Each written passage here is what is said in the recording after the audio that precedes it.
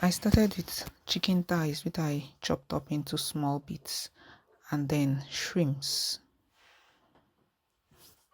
with some shepherd pepper, tomato, onions, and garlic, which I blended the peppers and chopped the onions. So I started with a pan, added a little butter. I realized that shrimp tastes so well if sauteed in butter. So I poured in the shrimps into the butter, added the pepper. This is actually a very hot pepper. It's said to come from Palestine. And then I crushed the garlic. I find this garlic crusher makes it easy for me, so my hands don't get to smell of garlic, but sometimes I find it a nuisance getting out all the garlic from it.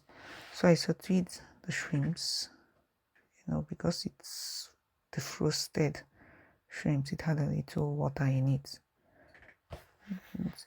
Sauteed it till it was dry, and then poured in a little oil into the pan. And this is the part where I build flavors. I added thyme, curry, and then the onions, which I fried a bit. Sauteing these spices in oil improves the flavor.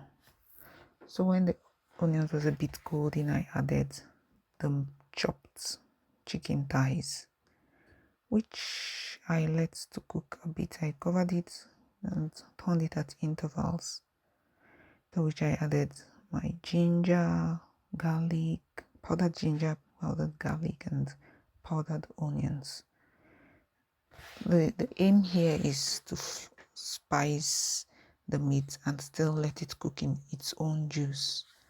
So I mix at interval, cover, and then later added the salt.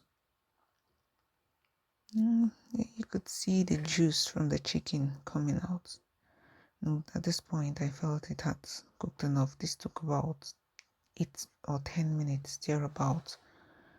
And I brought out the chicken and put it in a tray to dry.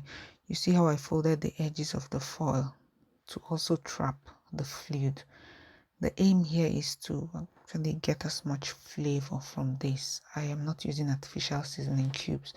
Everything used here is natural.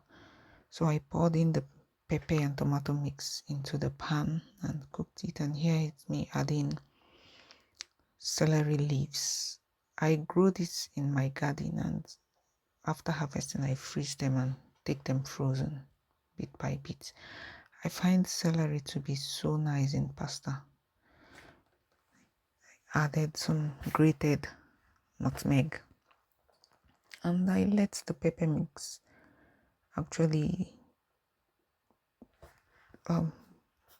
cook a bit.